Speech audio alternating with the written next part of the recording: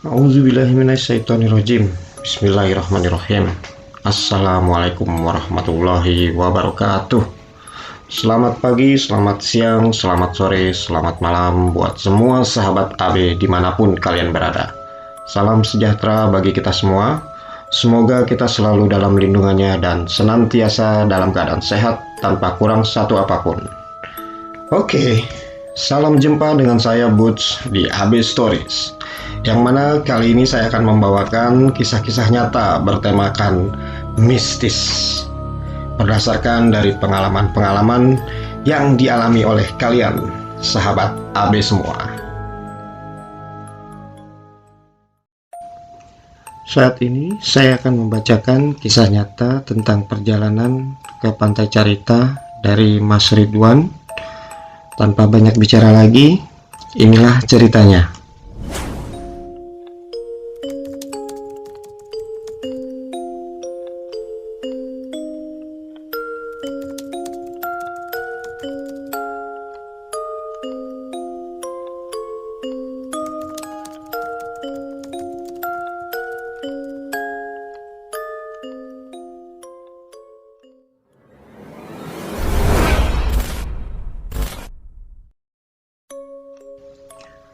Halo semua sahabat AB, perkenalkan nama saya Ridwan Subagja, asal kota Bandung, yang sementara ini menetap di kota Bekasi.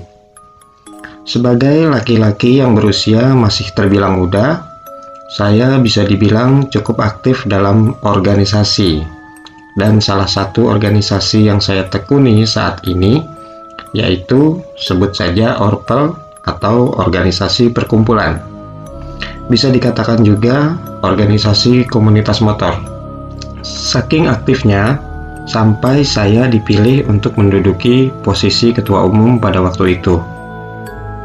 Oke, di sini saya akan bercerita tentang pengalaman nyata yang saya alami tentang perjalanan saya ke Pantai Carita, yang mungkin buat saya sedikit menakutkan dan membuat saya bertanya-tanya. Oke, tanpa banyak bicara lagi, beginilah cerita saya berawal. Berorganisasi merupakan hobi buat saya. Hobi berkomunitas yang membuat saya mungkin lebih banyak menghabiskan waktu di jalanan, singgah dari satu kota ke kota lainnya, yang tak lain untuk menghadiri acara undangan atau acara-acara yang diselenggarakan oleh perwakilan-perwakilan daerah atau komunitas lain.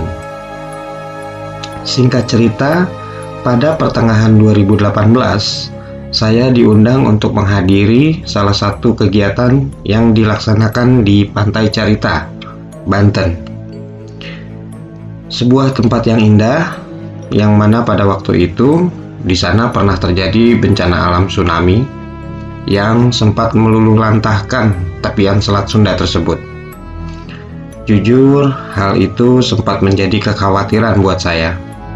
Dan pada waktu itu juga saya berpikir, kawan-kawan saya pasti menginginkan saya untuk hadir dalam acara tersebut. Yang pada akhirnya tidak menyurutkan sedikit pun semangat saya untuk hadir dan bertemu mereka di sana. Saya putuskan akan tetap berangkat, menepati janji saya untuk hadir di acara tersebut. Pagi hari di hari Sabtu, waktu menunjukkan pukul 10 pagi. Saya bersiap-siap untuk berangkat dari kota Bekasi menuju lokasi acara dengan rute Jakarta, Parung Panjang, Rangkas Bitung, Pandeglang, Mandalawangi, kemudian Pantai Carita. Karena saya tidak begitu paham dengan rute yang akan saya lalui, saya pun butuh bantuan andalan, yaitu Google Maps, untuk mengetahui jalan pintas atau waktu yang tercepat menuju lokasi tersebut.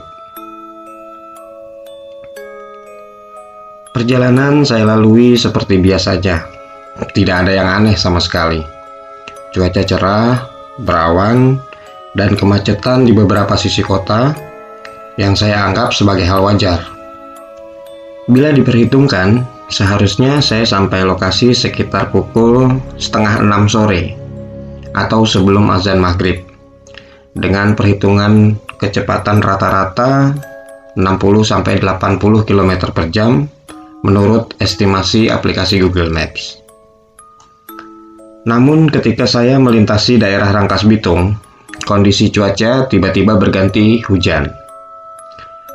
Hujan itu cukup lebat dan mempengaruhi pemandangan saya dalam berkendara.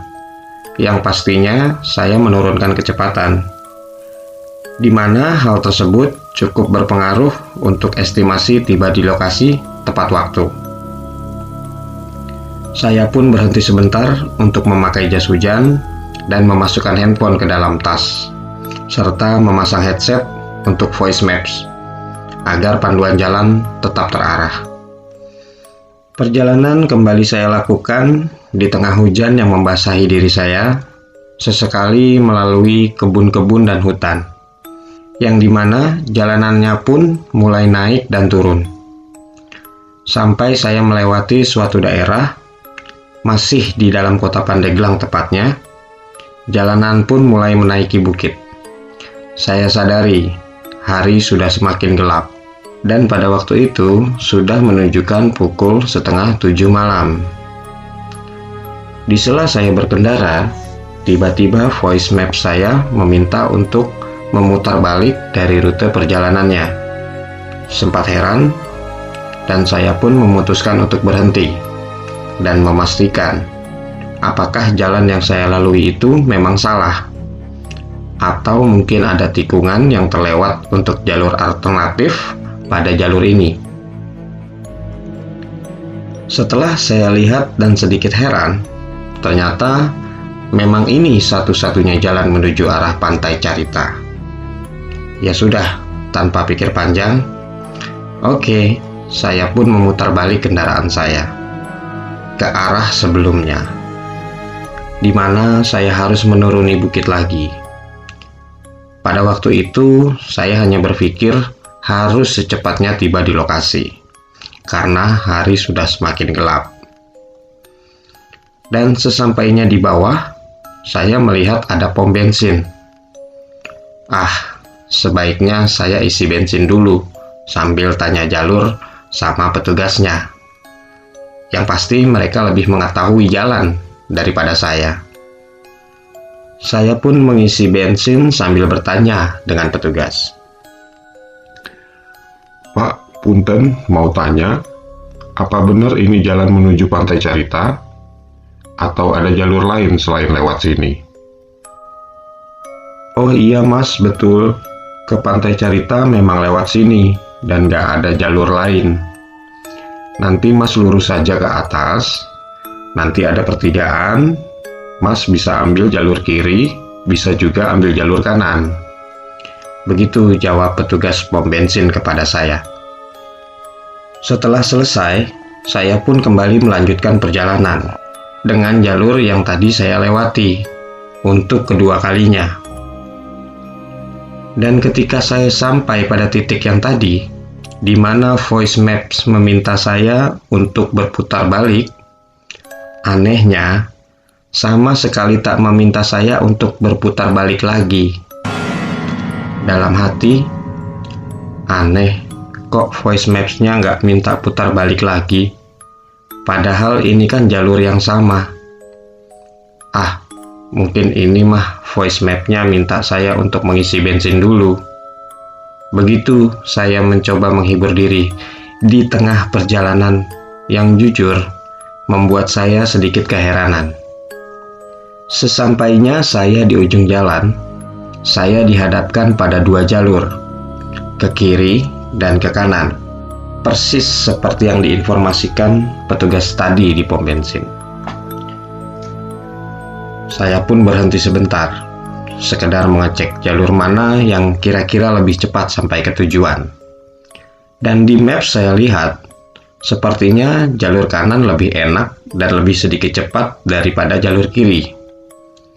Pada dasarnya, kedua jalur tersebut tidak ada berbeda. Ruasnya sama, keramaiannya pun juga sama.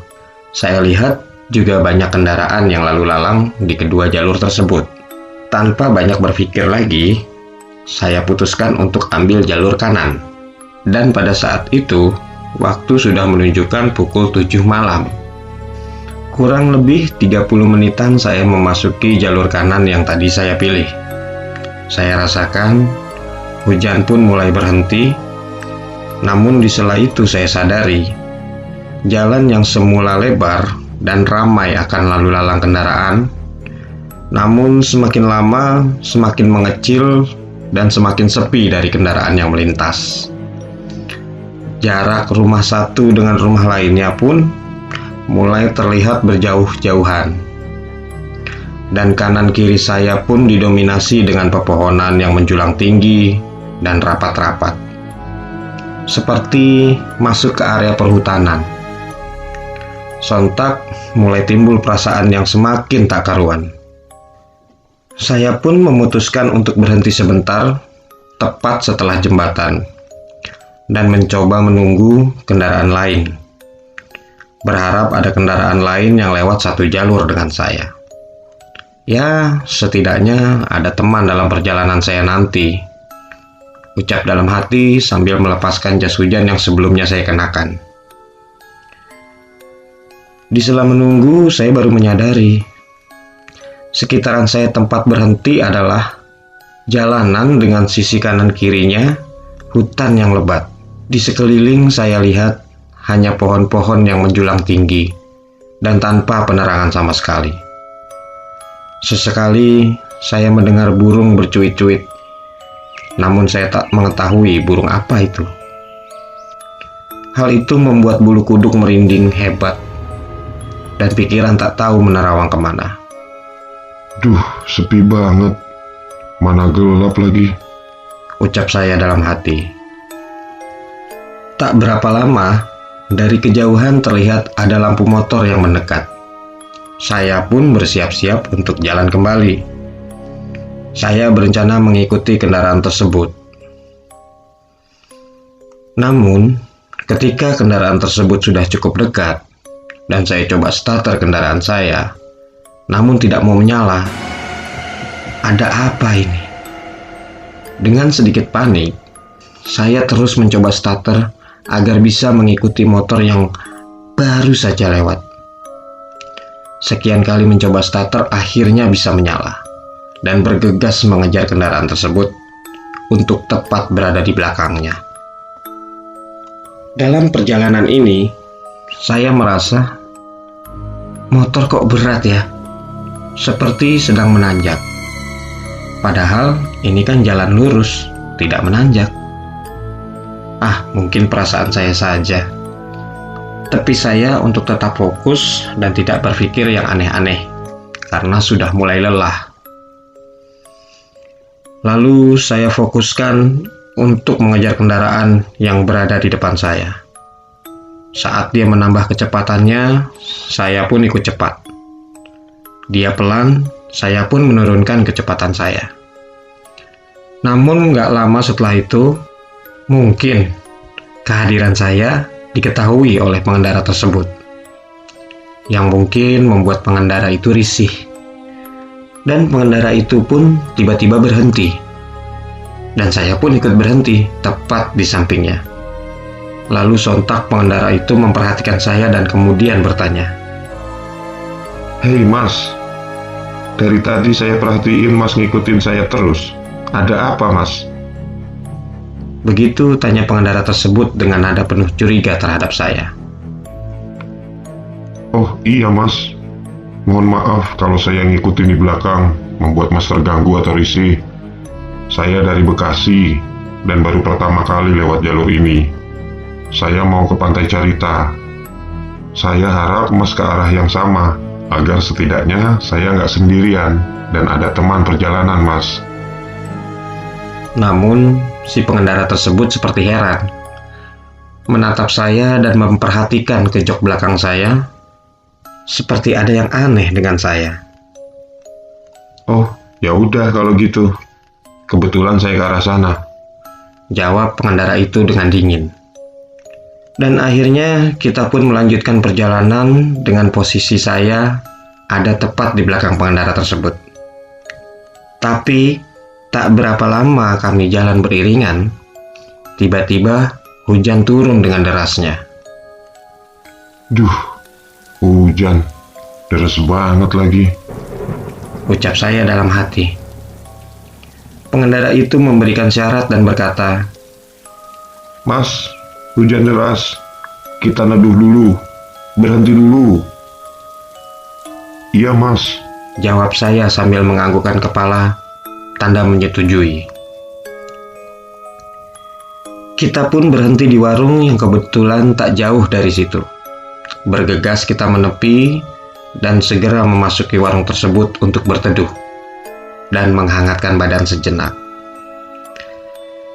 Dengan segera kami langsung duduk di depan warung pada kursi yang dianyam dari bambu sambil mengibaskan sedikit air hujan yang menempel pada jaket. Mang, kopi hitam 1. Ucap pengendara itu kepada bapak penjaga warung. Masnya mau kopi apa, Mas? Tanya pengendara itu kepada saya. Boleh, Mas. Saya kopi susu aja, Mas. Ucap saya menjawab tawaran dari pengendara tersebut. Namun, kemudian dia pun balik bertanya lagi. Itu mbaknya mau minum apa, Mas? Mbak, cepat sini.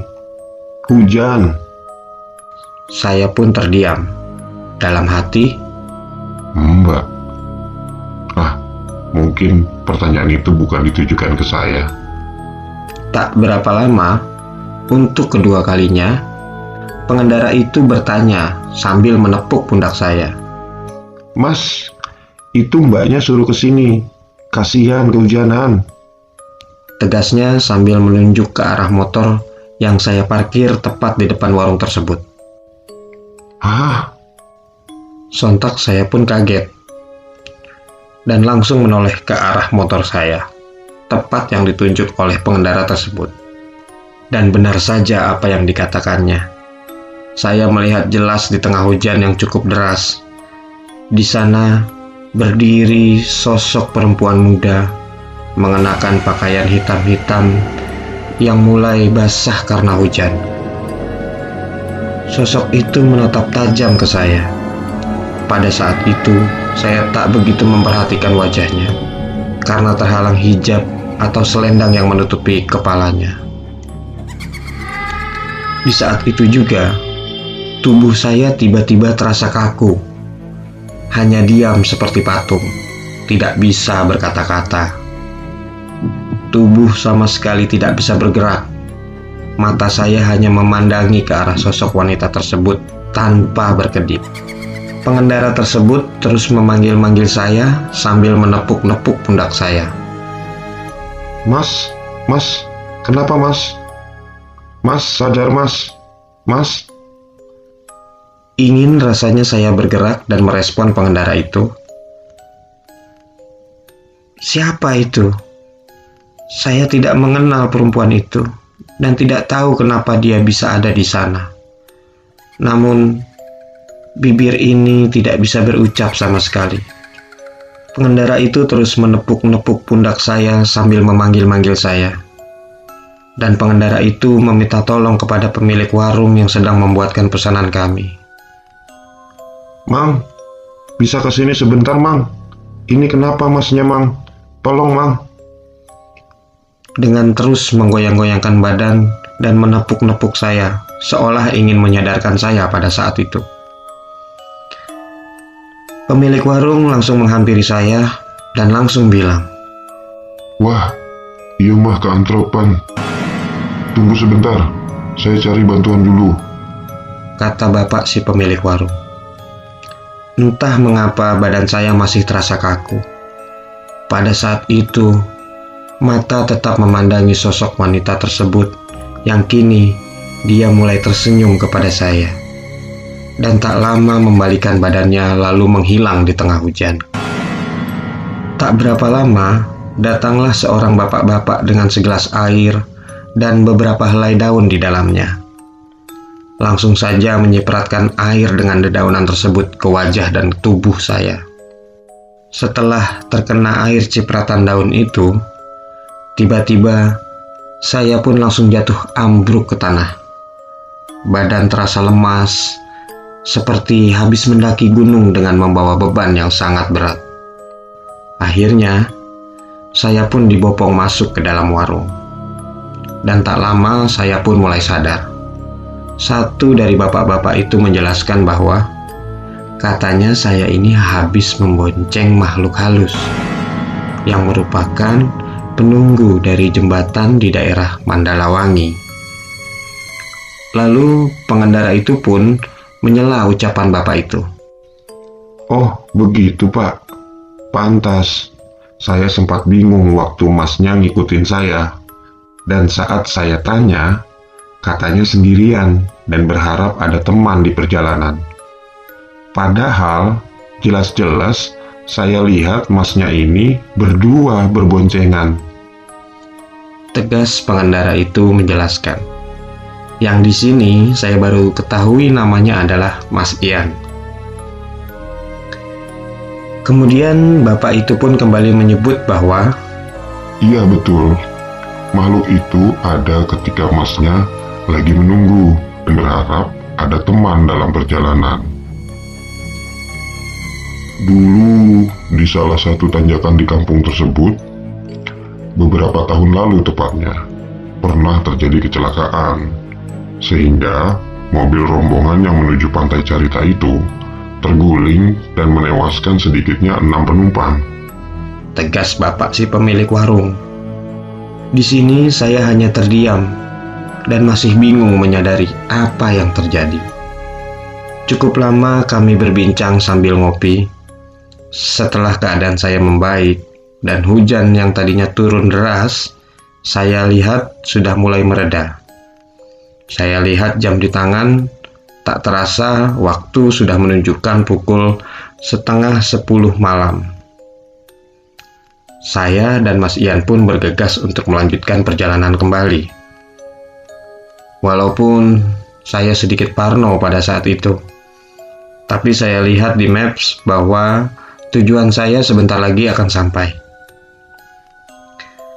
Perjalanan kita lanjutkan kembali dengan posisi di balik. Saya di depan dan Mas Ian pun di belakang.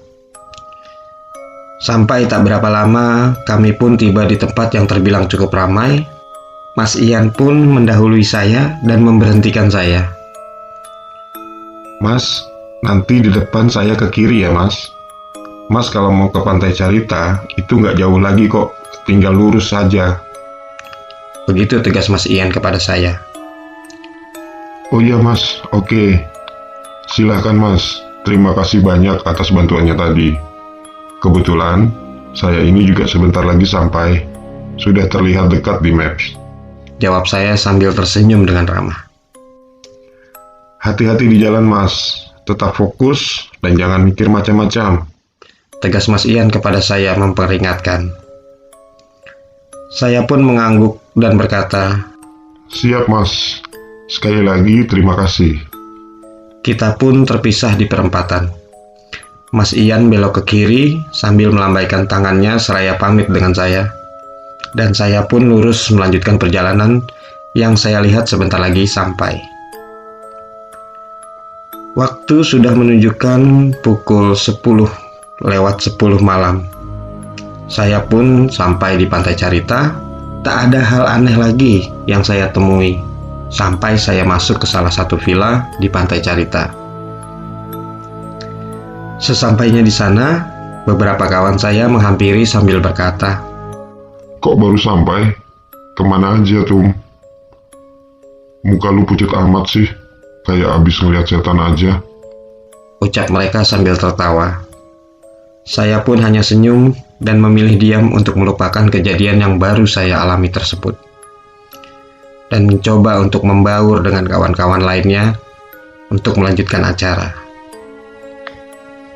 Demikianlah cerita perjalanan saya yang bisa saya bagikan kepada sahabat Abi semua. Sampai dengan cerita ini ditulis, belum ada satupun peserta kegiatan yang mengetahui tentang hal ini.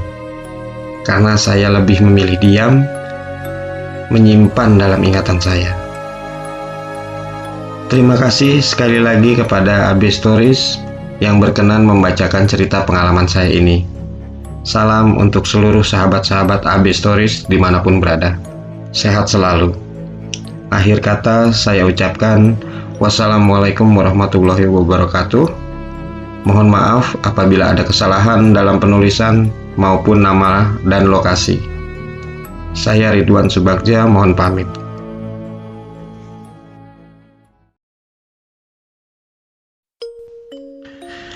Oke, demikianlah cerita kali ini. Semoga kalian sahabat AB dapat mengambil hikmah dan dapat dijadikan pelajaran dari cerita-cerita tersebut.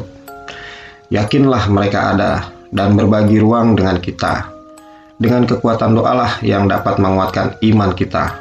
Dan percayalah, Tuhan akan selalu melindungi setiap umatnya dalam doa. Akhir kata, saya Boots undur diri. Sampai jumpa di kisah-kisah nyata selanjutnya. Wassalamualaikum warahmatullahi wabarakatuh. Bagi kalian yang menyukai channel ini, silakan subscribe, like, komen, dan share ke sahabat-sahabat kalian semua, agar kita bisa terus membagikan kisah-kisah nyata selanjutnya. Jangan lupa nyalakan loncengnya juga ya, agar kalian tahu cerita terbaru dari kami.